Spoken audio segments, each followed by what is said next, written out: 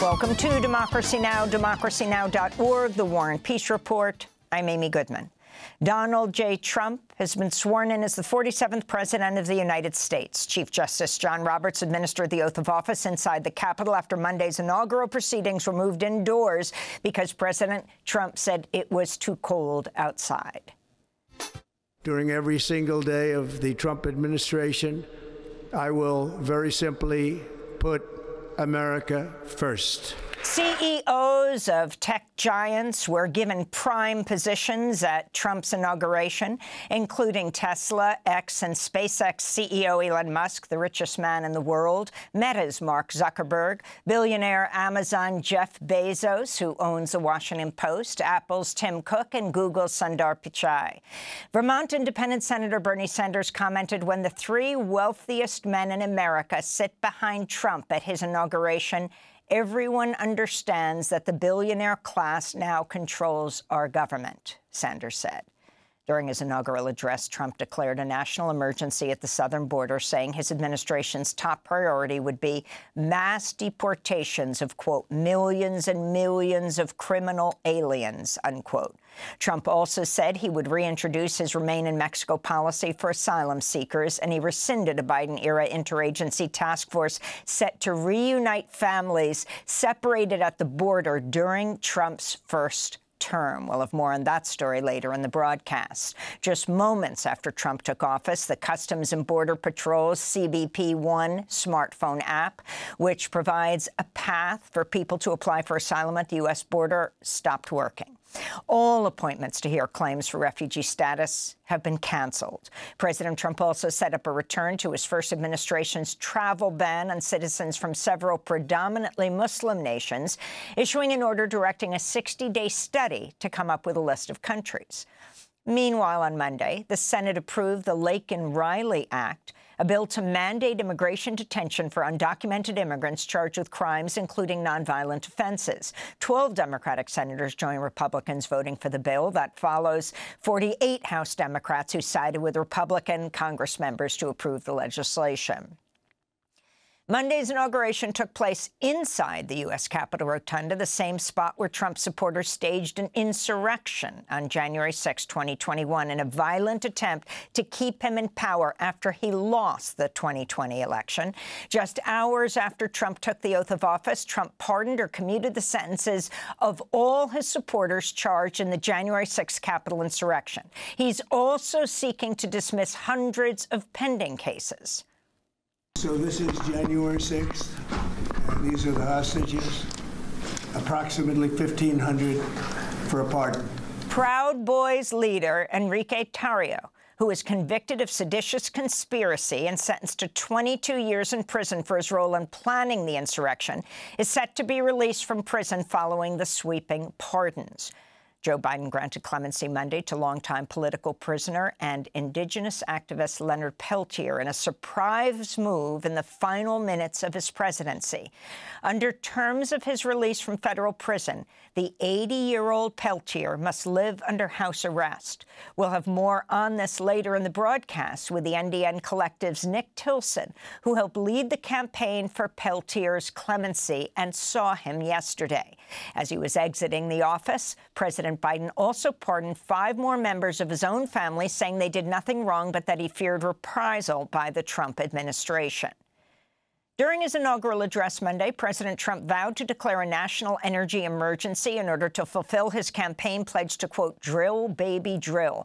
Trump then proceeded to sign executive orders opening Alaska's Arctic National Wildlife Refuge, or ANWR, for oil and gas exploration, lifting a pause on new liquefied natural gas exports, pledging to streamline permitting for energy and mining projects, and revoking a Biden-era goal of transitioning to electric vehicles, or EVs.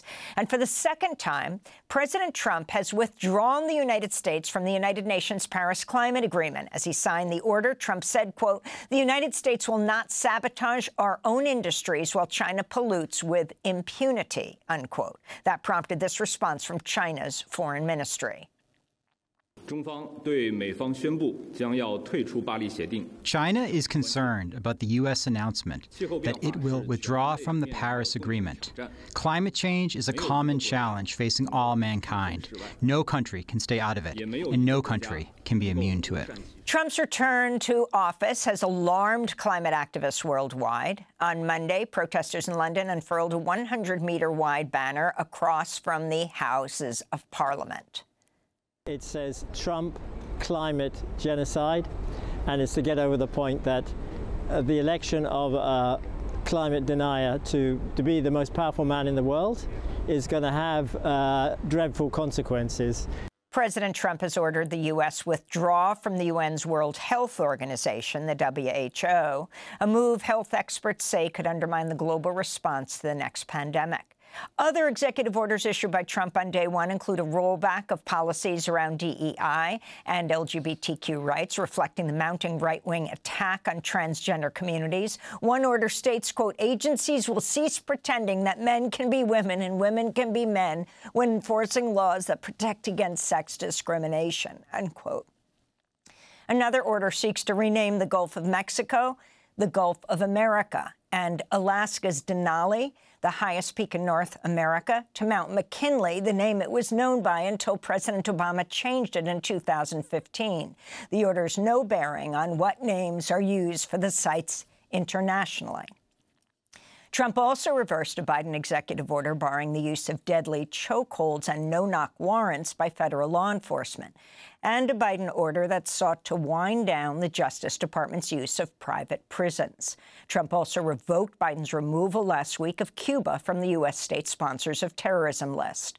On Monday, the Senate unanimously confirmed Marco Rubio as the new Secretary of State and Trump's first cabinet member. He's the first Latino to hold the top diplomatic post. Rubio's a staunch supporter of Israel, defending its devastating assault on Gaza during his confirmation hearing last week. He also repeatedly touted his hawkish position towards China, which has imposed sanctions against Rubio. Meanwhile, Republicans on the Senate Armed Services Committee Monday voted to advance Pete Hegseth's nomination for Defense Secretary to the Senate floor. Massachusetts Democratic Senator Elizabeth Warren, a member of the Armed Services Committee, blasted her Republican colleagues for, quote, rushing through the most unqualified nominee for U.S. Secretary of Defense in modern history, unquote. Hegseth has been accused of domestic violence, rape, being drunk on the job, Islamophobia, and mismanaging a nonprofit's funds, too, in fact, among other things. In Gaza, civil defense workers say they've discovered the bodies of 137 people buried under the ruins of Palestinian homes, schools, and businesses in the hours since the ceasefire deal took effect Sunday. The grisly discoveries are only the first of what the Palestinian Civil Defense Agency estimates to be 10,000 bodies trapped under the rubble covering Gaza following 15 months of Israeli bombardment. Assam al-Nabi is spokesperson for the Gaza municipality. There are still thousands of bodies trapped under the rubble. Of course, the municipal authorities have been working with other departments to support the cleanup. We hope to uncover the victims' remains in the next few days. However, our success heavily relies on the introduction of heavy equipment.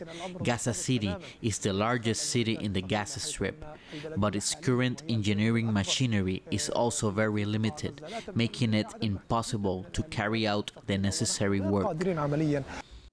In his first remarks on Gaza since retaking the White House, President Trump said Monday he's not confident the ceasefire will remain in place. Trump said he plans to lift the Biden administration's pause on U.S. deliveries of 2,000-pound bombs to Israel. And he rescinded Biden-era sanctions on far-right Israeli settlers accused of violence against Palestinians in the occupied West Bank. Trump said Gaza appeared to be a massive demolition site that should be rebuilt. You know, Gaza is interesting. It's a phenomenal location. On the sea, best weather. You know, everything's good. It's like some beautiful things could be done with it, but it's very interesting. But some fantastic things could be done with Gaza. Former Republican presidential candidate Vivek Ramaswamy said Monday he'll leave his position of co-chair of Trump's incoming Department of Government Efficiency, or DOGE. and will mount a campaign to become governor of Ohio. According to Politico, though, Doge co-chair Elon Musk made it known in recent days that he wanted Ramaswamy out. 3 lawsuits filed in federal court Monday accused Doge of violating federal transparency laws. A 4th lawsuit filed by the Center for Biological Diversity seeks Doge-related records under the Freedom of Information Act. On Monday, Elon Musk stoked outrage when he appeared to make a Sieg Heil Nazi salute twice as he thanked Trump supporters at an inaugural rally in Washington, D.C.'s Capital One Arena. And I just want to say thank you for making it happen. Thank you.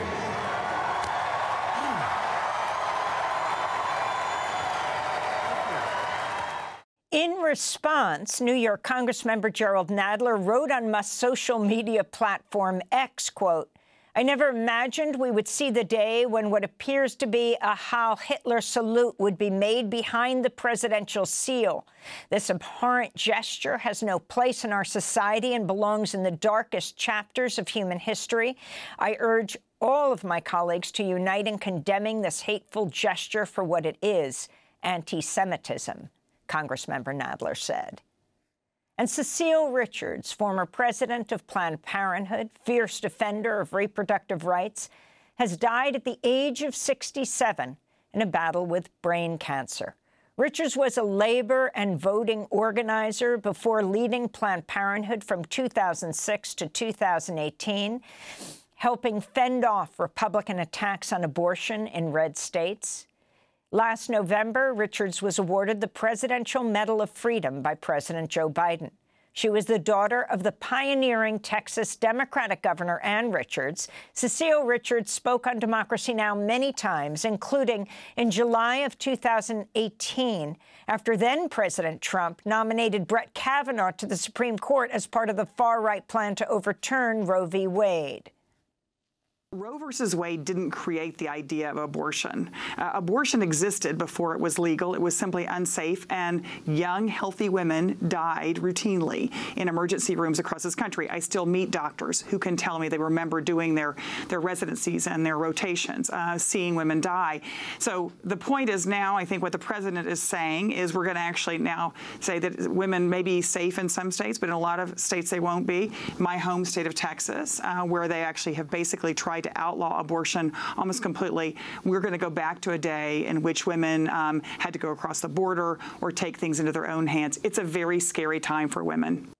That was Cecile Richards speaking in 2018.